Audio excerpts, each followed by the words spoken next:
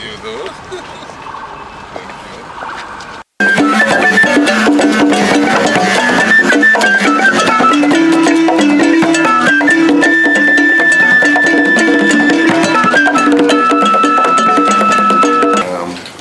We're happy to have our brother between two ocean being a barrier to our relationship. It must rather bring us closer together. We thank you for your visit last year. This year I couldn't come to the African Caribbean Investment Forum because I had just been elected and I was busy forming my government, but we made sure we're represented, at a high level at the forum. We are happy that your visit to allow us to continue with the rapprochement that we've been engaged in, especially with the MOUs that we have signed. One being the MOU on political consultation, and I'm happy that yesterday our two foreign ministers could sit and have that consultation so that based on the shared values that we have, we can take common positions at international meetings. And so we are happy that that took place yesterday. We also have the MOU on trade, culture, and education. And my hope is that your visit will deepen that even further. We have the MOU on visa waiver for each other's citizens, which is in operation. We've had a few complaints of a few Grenadian citizens, who didn't have a very good experience, but we're asking the Foreign Ministry to sort it out so that we can fully implement the visa waiver for all categories of passports, diplomatic service and ordinary passports.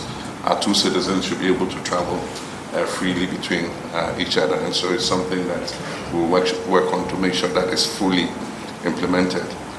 Ghana happens to be the headquarters of the African Continental Free Trade Area, and that was a very historic trade agreement that was signed, and so far more than 50 countries have ratified it. And so it allows us to export duty-free and tariff-free into each other's markets. And I believe it becomes an opportunity for African and Caribbean businesses to invest together to take advantage of a 1.3 billion population market and with a GDP of more than 3 trillion. And so we must find ways and means of bringing the two business communities together to create further investments. And so we're happy to welcome you, and we always welcome your visits, and I look forward to the opportunity to pay a visit back to Grenada in order that we cement the relationship even further. So you're welcome again.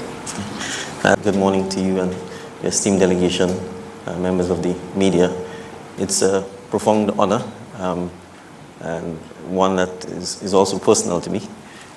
I should start by telling Your Excellency that in July at the Afrexim Bank conference, I revealed my DNA ancestry tracing on my maternal side, and it was traced to the Akan people of Ghana. Yes. So I think I could say the Akoba that was given to me yesterday, I think is a reflection of the homecoming that is deeply personal to me, but I think anecdotal to Grenada and the Caribbean. I'm not so sure the veracity of it, but I'm told 75% of the population of Grenada can trace its ancestry to Ghana. So I think for us, the very first African country I visited was Ghana.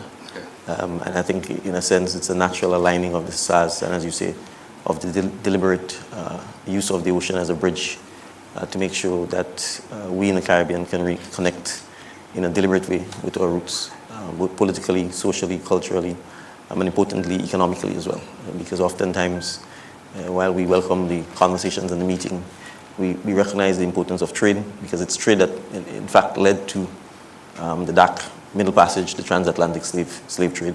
But obviously, we want to be able to trade and grow economies and make sure citizens benefit from a trade that is progressive, that is deliberate, and looks after the well-being for our citizens. So I want to express my deep appreciation for hosting me and my delegation. I appreciate you just came from China. It's an incredibly long way. And so for you to make time in your schedule to accommodate this visit is deeply appreciated.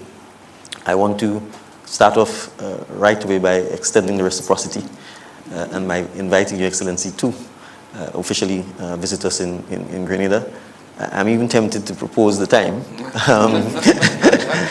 if your schedule will permit. You know, the 1st of August is the day in which the British, at least in the British West Indies, finally accepted that the slave trade, and slavery in particular, was abhorrent and at least legally should come to an end.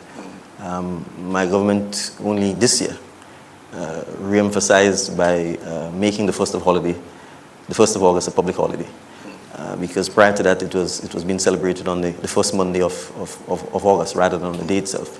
And we felt we wanted our younger generation to appreciate the significance of the day and to make sure they understand why I sometimes say that that day marks the beginning, in a sense, of our nation, because you can't have a nation where one human being owns another human being. So it is of profound significance, and if your schedule will permit, and because I think it is some significant lead time, we'd love to welcome you to be with us on that day, because I think it demonstrates, as I said, the deliberate bridge building, but also a significant reminder of our past and the importance of ensuring that future generations understand the struggle of Africans everywhere. Thanks for watching. Please like, subscribe, and click on the bell for more updates.